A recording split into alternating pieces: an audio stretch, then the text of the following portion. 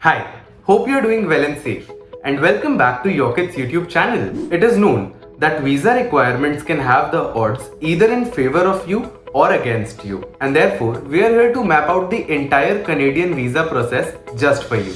Also, if this is the first time that you're tuning in, make sure to hit the subscribe button and press the bell icon so that you never miss a video from Yocket. So, what's the wait for? Let's dive right into it. 3, 2, 1, blast off. As we talk about the visa process, sometimes there are some questions that push you deeper into the maze. So, let's start with the most obvious question. Who is eligible for a Canadian student visa? It is safe to apply for a Canadian student visa if you have the listed criteria secured. The first point is, you have been accepted by a designated learning institute. Second, you need to prove that you have adequate funds to pay your tuition fee and living expenses. 3. You need to prove that you have a clean background and no criminal record.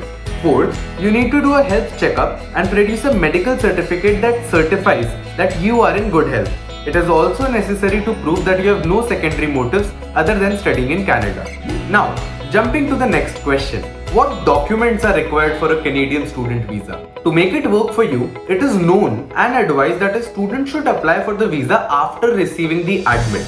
So, here's everything that you will need before your Canadian visa interview. Document number 1, a valid passport. You will need a valid passport to be able to apply for a study permit. According to the Canadian High Commission, your passport validity should be greater than the duration of your course in order to be eligible for the visa.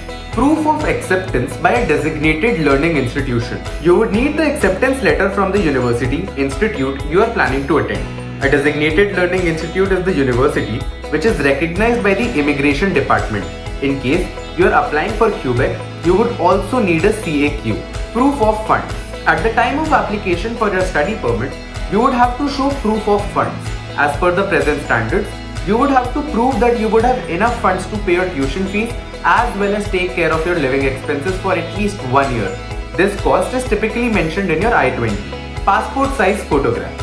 If you have opted for offline application, you would need 2 recent passport sized photographs that conform to the given standards. For online application, you must procure a digital copy of the photograph which should not be more than 4 MB. A few important things to note will be: A. Your size of the image should be at least 35mm into 45mm. B. Your image should be recent. It should not be older than 6 months. And C.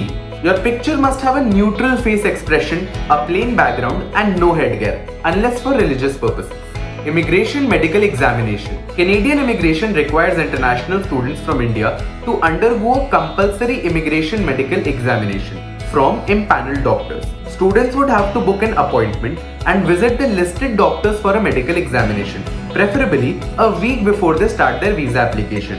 This is done to give the doctor enough time to validate and upload the necessary documents. English language proficiency exam scores. We insist you to have your examination scores in hand even though it is not necessary during the interview. Statement of purpose. When applying for a Canadian study permit, you would be required to submit an essay stating the purpose of your trip to Canada and why you have chosen the particular institution. And lastly, your credit card. In case you are making an online application, you would also require a credit card to pay the application fee. The visa application fee for Canada is 160 Canadian dollars. Please remember that the system only accepts credit cards and not debit cards. Also, it is not necessary that you use your own credit card. You can use your parents' cards as well, provided you have the explicit permission to do so. Apart from the things that we have already mentioned, if you are applying online, you would also need a digital scanner to aid your process. However, if you are applying offline, you must procure the true copies of all the documents that we have mentioned before. During the personal interview, some additional documents might be required by the personal interviewer. These documents are often related to prove your financial and your academic status. They include A. Transcripts, diplomas, degrees or certificates from schools that you have attended. B. Scores from tests such as TOEFL, SAT, GRE or GMAT. C. Your intent to depart from Canada upon completion of the course of study. And D. How you will pay all educational, living and travel costs. Now that we have completed all the required documentation, it's time to learn about how to apply for a Canadian visa. The process is simple and we have broken it down into even simpler steps for you. Step number 1. Check the processing times. The visa application cycle might take anywhere from 3 to 4 weeks. It is advisable to go through the Canadian consulate website to know the approximate time taken to process the student visa. Pointer number 2. Determine how you will apply. To apply online, you must create electronic copies of your documents alongside keeping a valid credit card handy for payment. You will still be required to provide a finger scan at the regional visa application center.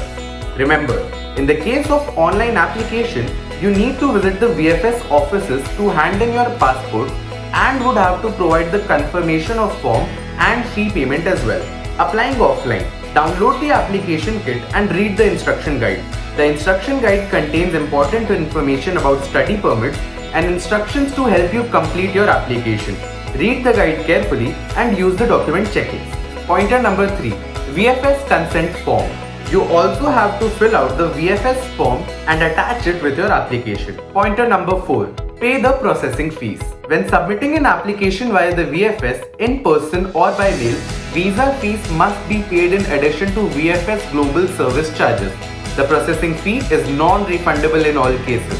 Note that while paying the processing fees, you are required to use a credit card to make the transaction. Pointer number 5. Submit your application and supporting documents. You have to visit the nearest VFS office.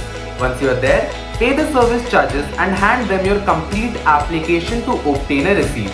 This receipt contains your unique tracking number, which you will need to track the progress of your application online. Our aim is to provide complete guidance to students for their entire study abroad process. If you wish to get in touch with our experts, you can definitely do that by checking out the link which is mentioned in the description. If you liked the video, do give us a thumbs up, it would mean the world to us. And don't forget to hit the subscribe button and press the bell icon so that you never miss a video from us. Still having some questions?